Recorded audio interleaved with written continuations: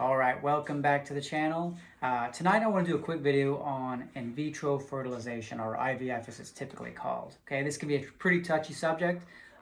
Just like abortion, it can get pretty heated, just like abortion, because people have been involved in it. Okay, if they've gone through the process of IVF, they can get pretty defensive about it. Maybe because they don't really know what goes on there. They just know that they've gotten a child from it.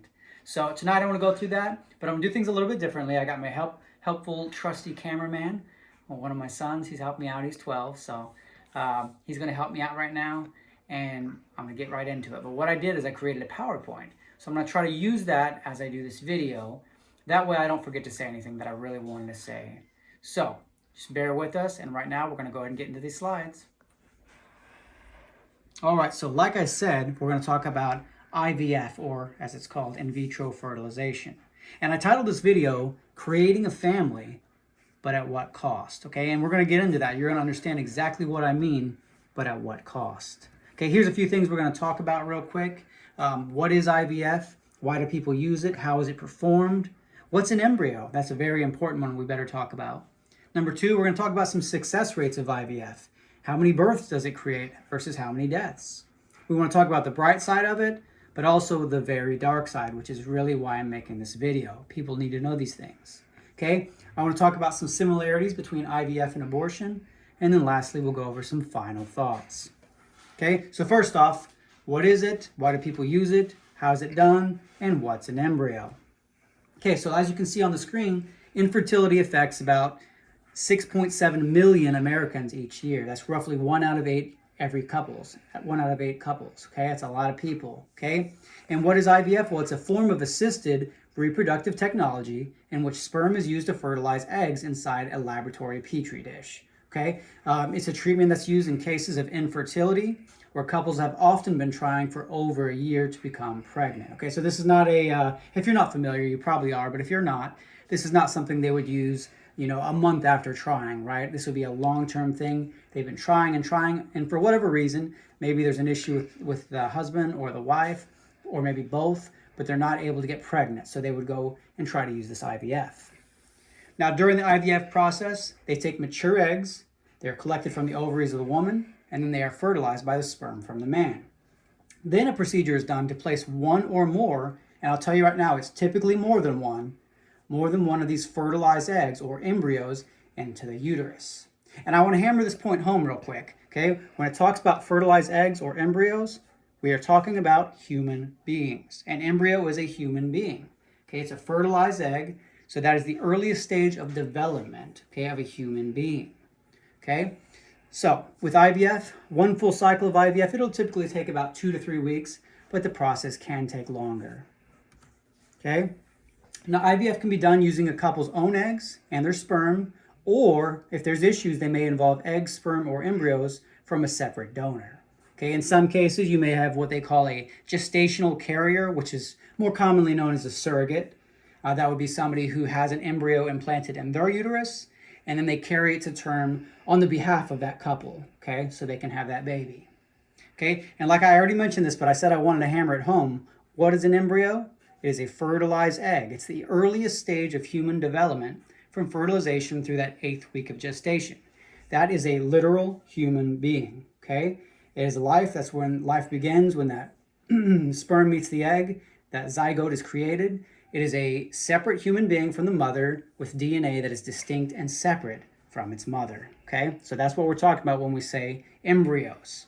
Okay, now we're going to roll right into success rates of IVF. We want to look at the births versus deaths. What is actually going on here? Well, the most recent numbers we can come up with is from 2023, but IVF embryo deaths actually surpass the number of babies killed annually by abortion.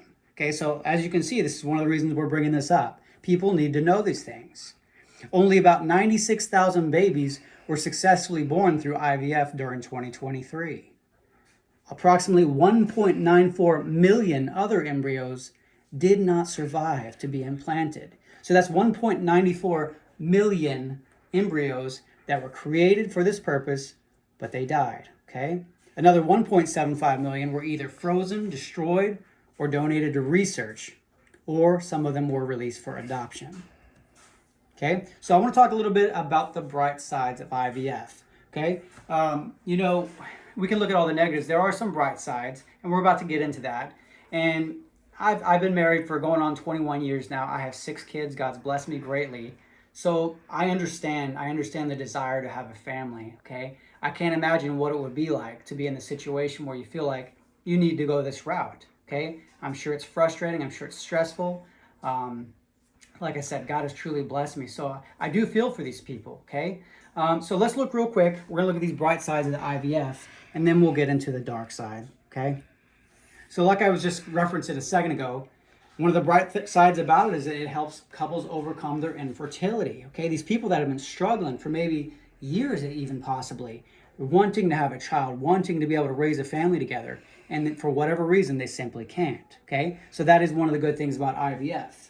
More specifically, though, talk about the women, the mothers there.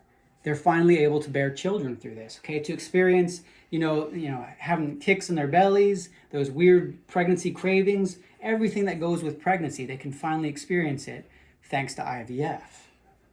Lastly, you have men and women who are able to experience the joys of parenthood. Okay, so we're not just talking about the pregnancy itself, but being there in that hospital room the day that baby is born, watching it take its first steps, growing up, graduating from elementary school and high school. Okay, these are all things that these men and women will get to experience because of IVF. Okay, so it's understandable why they want it so bad. Okay, so there are some bright sides to it, but there's also some very dark sides to it. Okay, and that's what I really want to focus on tonight, because during the IVF process, unused embryos, which, like I said, those are actual human beings, they're often destroyed.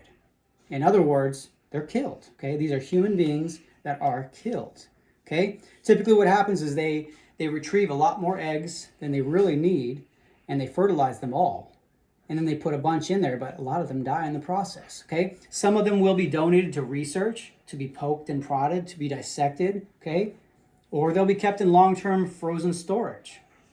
Who knows for how long, okay? The ultimate fate of those unused frozen embryos, it really depends upon the wishes of the couple and the clinic's protocols, okay? So if they want to keep those embryos frozen for the next 20 years, they can. And that really brings up some ethical questions. It's strange territory we're in here, okay? But that's what goes on there, okay? As part of the IVF process, pre-implantation genetic testing is performed. And the whole purpose of that is to determine whether an appropriate number of chromosomes is present, okay? In other words, eugenics is taking place, okay? They're looking to see how many chromosomes are present, okay? The less desirable, the imperfect, they're weeded out, okay? Remember, they're fertilizing a bunch of eggs at one time, and then they're going to inspect all of them looking for imperfections. If they find one has trisomy 21 or Down syndrome, like my youngest son, they're probably going to weed that one out. In other words, they're going to kill it in search of a better, more healthy, more perfect fertilized egg and embryo. Okay, if they have trisomy 18 or something else, they need not apply. They're going to discard those in search of a better one.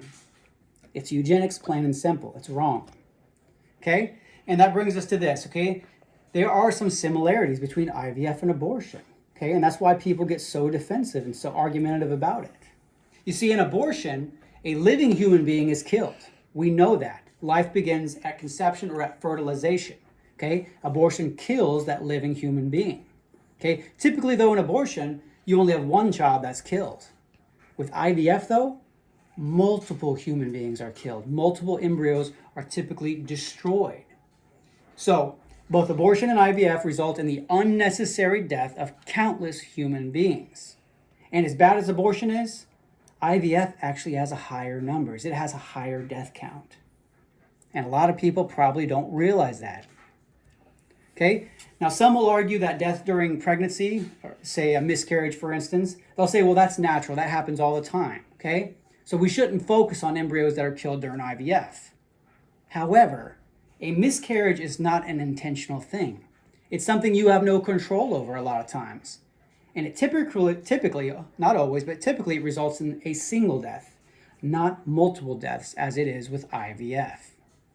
Plus, with IVF, you are literally creating this scenario where if you do the research, multiple human beings are going to die in the process. They're going to be discarded. They're going to be donated to science for research, or they're going to be frozen indefinitely and possibly not survive the thawing out process in the future. Okay? It is not a good situation. And let's not forget about the eugenics that takes place in both abortion and IVF. All this testing going on just so they can see if the less desirables need to be weeded out.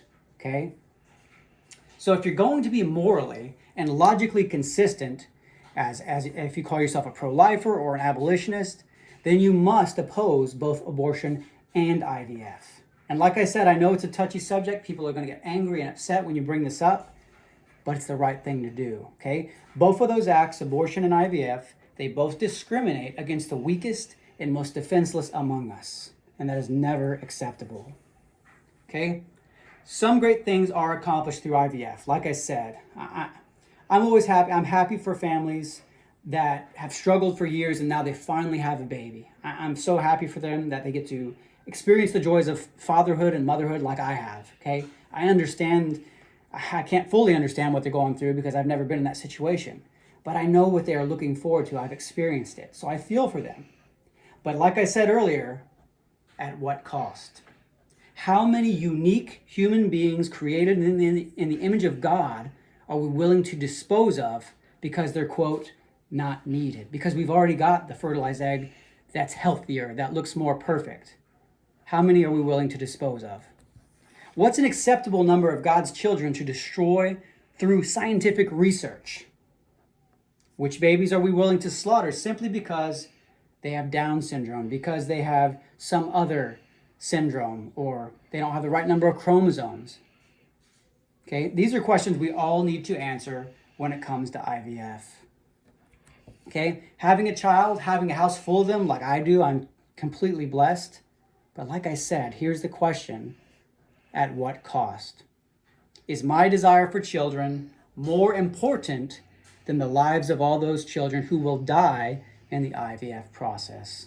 Okay, that's what you need to ponder tonight. I'll let you answer that question yourself, but I hope you research it. I hope you come to the truth of it all. Okay, if you want to learn more about this subject, if you go to my page, I have a playlist titled thought-provoking videos, okay? And there's one in there from Choice 4-2, very well done animated videos. They try to put some satire in there, some comedic stuff going on with it to make the video a little bit better. But if you watch that video, it's called Build a Baby, like Build a Bear Factory, Build a Baby. But if you watch that, you learn a lot of stuff, okay? A lot of stuff that goes right along with this, and it's serious, okay? It's very important. If you want to learn more, I encourage you to go to my page, find that, and watch it, okay? But if you enjoyed this video, if you thought it was informative, if it really made you think, please hit that like button, comment down below. Like I mentioned the other day, if you have any suggestions about future topics that are abortion related, please add them to the chat box so I'll know what I can discuss next time, okay? But if you haven't subscribed already, please hit that subscribe button, and I will see you all next time. Have a great evening.